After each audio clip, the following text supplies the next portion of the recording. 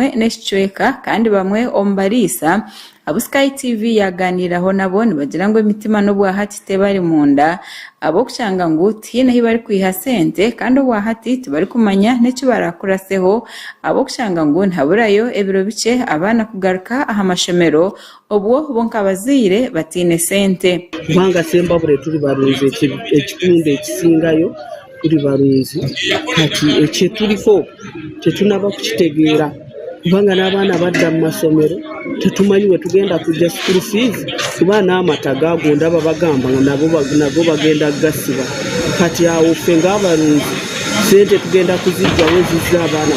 Bamwe omubariisa abagerizeho okujemesa amatungo gaabo nibagira ngu biine okwerarikirira abokushanga ngu hariho abandi bantu ab'emitima efiire abarikukozesa emihanda etari mu mateeka bakaguma nibataasya mu disitulikiti amatungo agatajemesiibwe kandi eki ngu kirikureetera okweyongerako okujanjaara kw'oburwaire.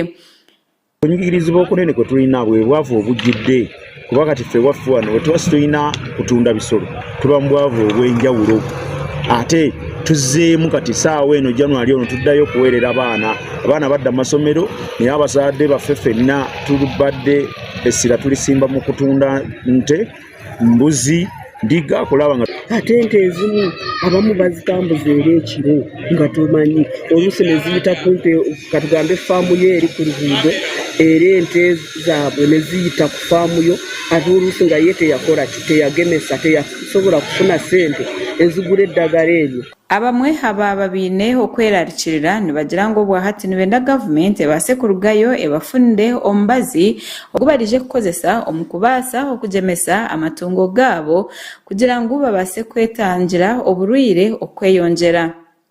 Oburwaire obwa kooto buteganise munonga abantu abari kuguza enyama kandi obwahati nibagira ngu emidaara yoona n'obw'okubaaga ente neesiibaho tihariho omuntu n'omwe ari kubaasa kugigura. Abaana bagira ngu obwahati tibakifuna kintu kyona ekirimu ente ngu abokushanga ngu abantu babire nibabaguza ente obwahati nibaziseera munonga. Tizabbeeyi okuzijja utale kuzituusa wano eno te ne balyankola tetukyatunawo kwegamba tuzijjamu sente zaffe bulungi nga kuba tuzitaddemu.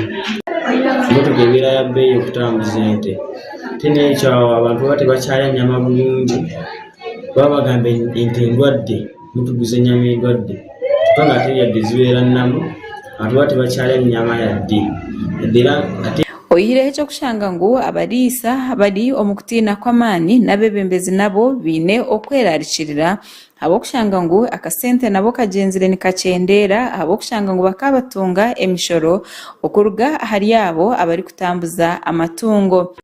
Sembabule bisi y'abalunzi kati ekoleveni yaffe ennungi ava mu kulunda ava mu butale bw'ente kati for example bagadde obutale buno bw'ente ate bwe bamala kugala obutale bw'ente n'obwo ebintu bugenderamu kubanga abalunzi baba tebakyagendayo tebalina sente bugula obutale bw'ebintu so roughly karantiini eno ekyemanyi bwe bateekako karantiini minimum etwala 6 months to lift 6 months.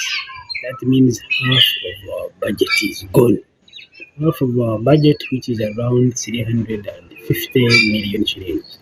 Chairman wa district ya Sembabule Nkaruo Patrick nagira ngu obwahati district eyo richerire kwija kugiramu okuzingama abo kugira ngu omushoro guchendire munonga.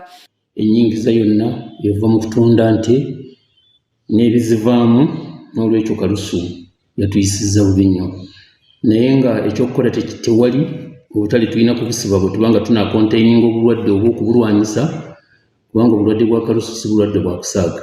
Oli omuhwezi wa RDC ahabwa Sembabule Selwa Gifaizo nagira ngu obwahati bagerizeho okulwanisa oburwaire obu ngu biitu bakinemu okuteganisibwa okw'abantu abakyakozesa emihanda etari mu mateeka. Okuva ku minisitule omutwalo gumu mu 1555 tetugema ewali wali ebizibu we wali affected then tuddamu Desemba awo nga buyiyitidde era minisitule netwongerayo eddagala doozi omutwalo gumu